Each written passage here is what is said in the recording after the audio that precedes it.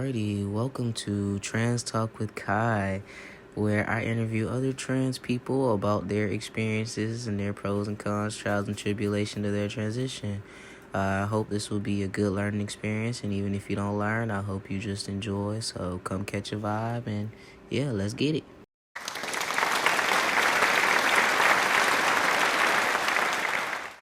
So, welcome back to another episode of Trans Talk with Kai. We are back with Miss Cora Howell.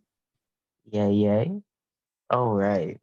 So, first question for this interview. Just gonna start out crazy. No, I'm just joking.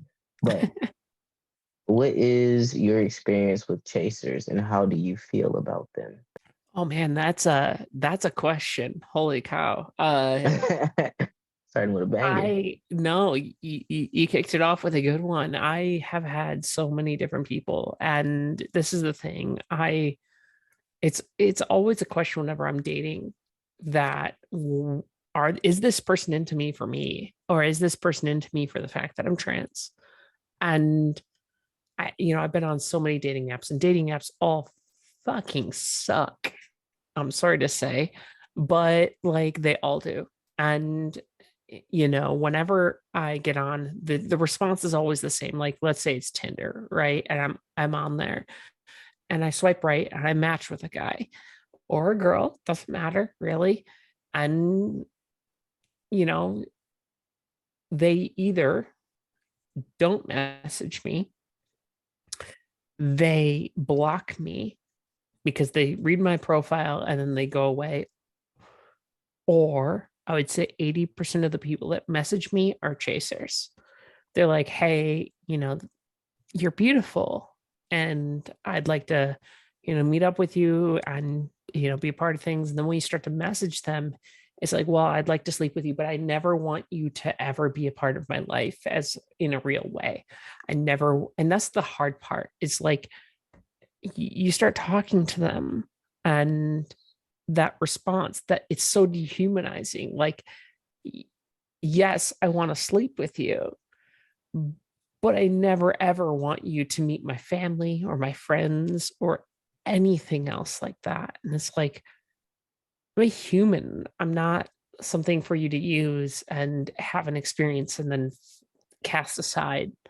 Um, and I'm poly, so like my partner and I have both experienced it. I've got a trans girlfriend, and she and I, that I think that's the one thing with trans people. When we date each other, there's a mutual understanding, and I think that makes a huge difference when it comes to like that trust, that understanding that we love each other for each other, because there's no chasing. It's just we are ourselves. And I think that's hard. The Beautiful. worst part, and I'll finish it this way, is that like they tend to invade safe places. I run a group, Trans Arizona, and it ends up being that I will create an event and they've joined that meetup group and see that, and then they'll show up at the event and then try to like be with the trans women or the trans men that show up. And it's never a good thing. Like it just ends up being that we end up having to shun them, and it's always something that we have to worry about whenever we have an event. And that's not okay. This is supposed to be our safe place for us to be ourselves. So it's hard. Fuck trans chasers. They're Agreed. If you're a smoke, I'm gonna drink. let's get it. All right. All right. That was good. This is what I love interviewing you and Brandy. Like me and the boys do good, but y'all just articulate so well. Okay. In um, other words, you're like, you go off. yeah, like Like, that, like me and the boys are like if you're like, okay, what color is the sky? We're like, blue, maybe a little white. Sunset, a little pinkish. mhm. And y'all are like, it's soft blue here, and then dark blue there, and then that mixture, like, like y'all get into details. Okay. Well, we kind of already like you kind of already answered this, but I'm gonna just say it. partner preference, which is, I guess, technically you don't necessarily have one. No, Um, I really don't. I think the big thing for me is that I have to like the human. we dig it. We dig it. Okay. Third question. So has your sex drive gone up or down that you've noticed since transitioning? So it's been on a roller coaster because when I first started transitioning, it went down. Like when I just started uh estrogen, it just went just like into a pit. I had no sex drive. I didn't want to like do anything. It just kind of like hit rock bottom. And especially post surgery, I had nothing like, and then I started taking progesterone, and that's a different hormone. And all of a sudden, it just skyrocketed again. And it was like, I was really, really sad. Like when it went, I wanted a sex drive, right? I didn't want that to go away. Like that's a beautiful part of my experience. And so, like, when I started taking progesterone and that came into back into my life, it was like a whole new world opened back up to me. And I loved it. Like, I'll put it this way. I ha- I started taking it and everything changed. And when I started talking to like my partner, it was a different experience. When I started talking to my friends, it was a different experience because that like hormone allowed me to like be more back into that flirty person that I really am. Mm, okay, okay. Yeah. So as far as your hormones, I guess I gotta kind of stop calling it the three H's because it's not that for everybody. But like as far as your or I guess where you are now in your hormones, what would be considered your three H's? Like mine's are happy, hungry, horny, like Mine well, hot. are, yeah, I don't get the hungry. Uh, Mine's happy still, so that's a great. And I think it's now horny involved with the other one, but I think the other one is like it's just switched to passionate is the way that I'd put it. Like I get these moments of just kind of like desire or just excitement around something, and I'm so excited to go and do it, and the emotion that I feel around that is just beautiful.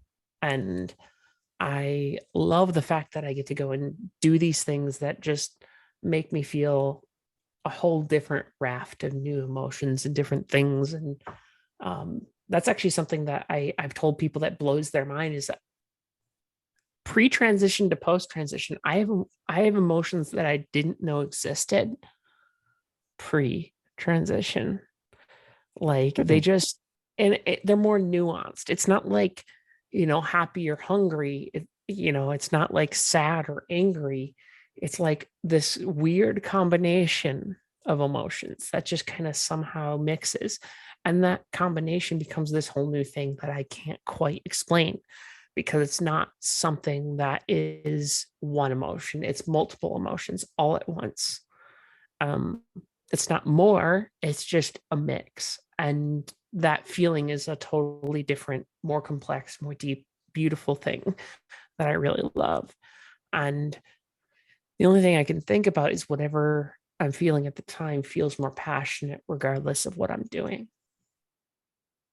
Okay, I like that. Okay, so this is a real good question for you. Uh, has your sensation increased or decreased, and is it like a positive sensation? Yes. Yes, it has. It's not necessarily increased. I would say that like it's spread.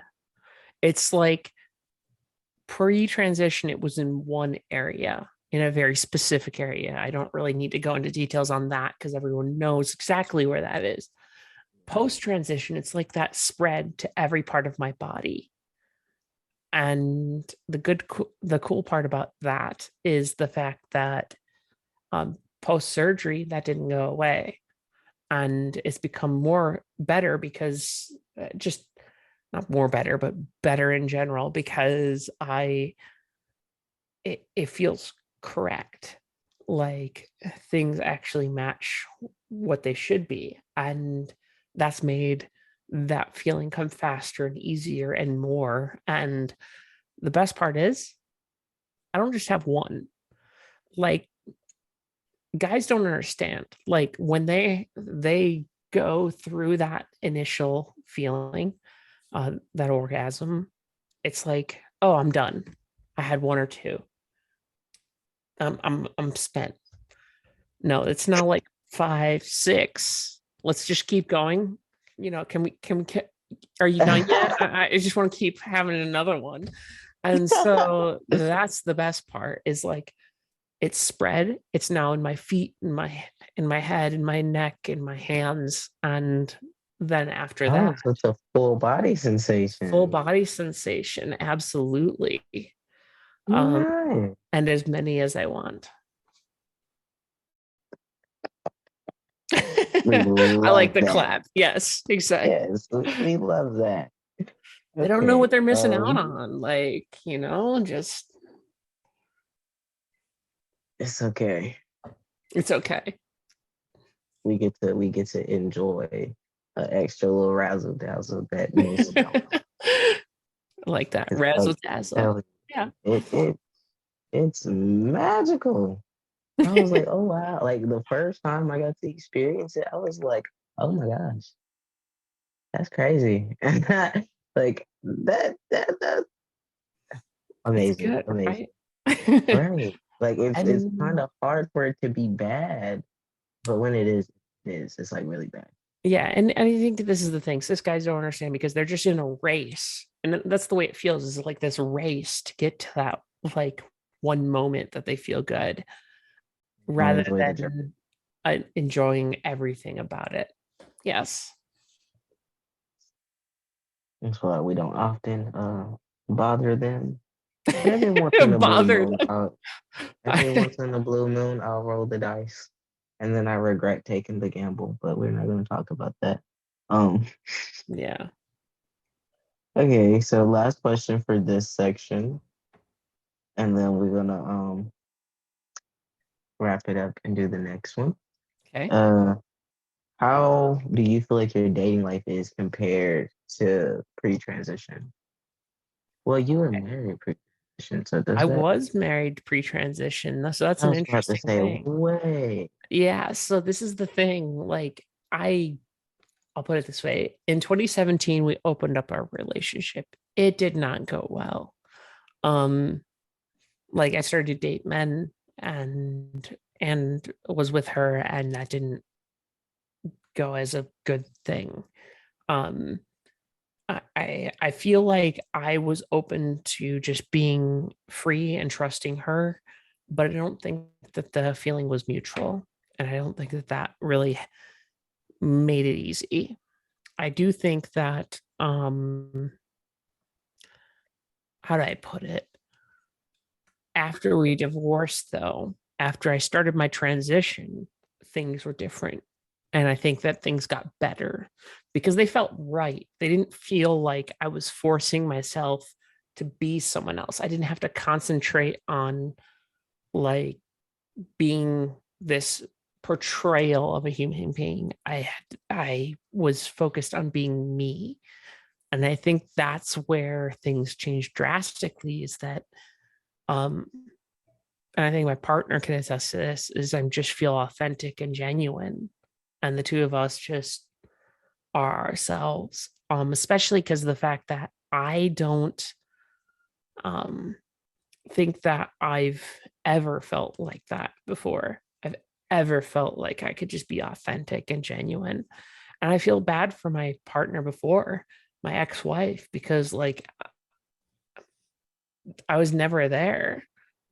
Like, it's hard to think about, but understanding where I was at in my life,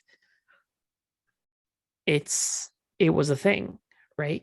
You had to pretend continuously. Um, and I think that's hard for someone who's a partner that saw you for years and years and years to go through that and see you go through that. Because they question everything about your relationship. Yeah. But what's great is my new relationships are better. I feel like I can communicate because I'm never trying to lie or be unauthentic. I'm just me. Mm, okay. All right. That was deep. Damn, Cora. Okay. Well, that was a good little session. Okay.